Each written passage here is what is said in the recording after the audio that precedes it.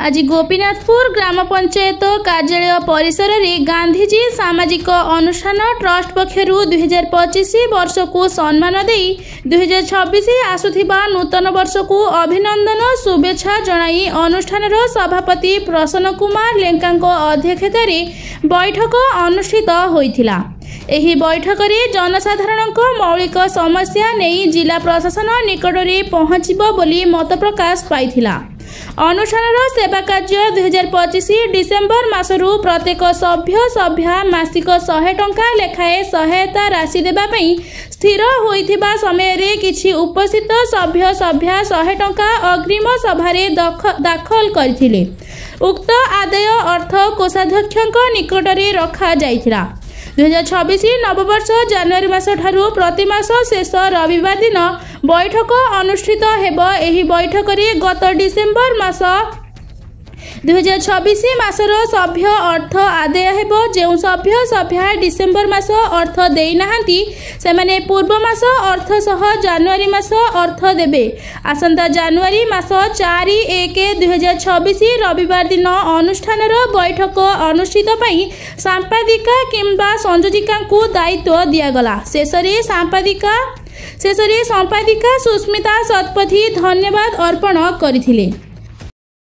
आज्ञा परिचय आज्ञा मो ना प्रसन्न कुमार लेखा गांधीजी सामाजिक अनुष्ठान ट्रस्ट सभापति। तो आज जो बैठक थिला तार मुख्य उद्देश्य कौन थिला? आज जो बैठक होला 2025 वर्ष पुराणा वर्ष तांको आम विदाय देलु अनुष्ठान तरफ एवं नया वर्ष को शुभेच्छा अभिनंदन समस्त को जनइबी। आमर यहाँ आज प्रस्तुति प्रोग्राम थिला 2026 नया वर्ष पे है प्रथम कथा। प्रत्येक सभ्या जो मैंने सब अच्छा आम अनुष्ठान आम सर्वप्रथम मौलिक समस्या जो अच्छी सी समस्या प्रशासन पाखे लोक मानकर नहीं पहुँचे नंबर है प्रथम 1। द्वितीय प्रत्येक सभ्य जो आइडेंटी कार्ड नहीं से आइडेंटी कार्ड परिचय पत्र से परिचय पत्र को आम सठिक व्यवहार करवा जेपरी भाव में बाहर अपप्रचार न हो से दृष्टि देवा सभ्य। तृतीय आम यापर एक बंधुमिलन कार्यक्रम करूँ से बंधुमिलन कार्य समस्त अतिथि मानू एवं मुख्य परिचालक मानू डाकू उपदेष्टा मानू डाकू। यापर आम निमापड़ा गोटे प्रतिभा प्रोग्राम करूँ। ता बाद पुरी सदर ब्लॉक में 19टा पंचायत नहीं गोटे प्रतिभा प्रोग्राम करें।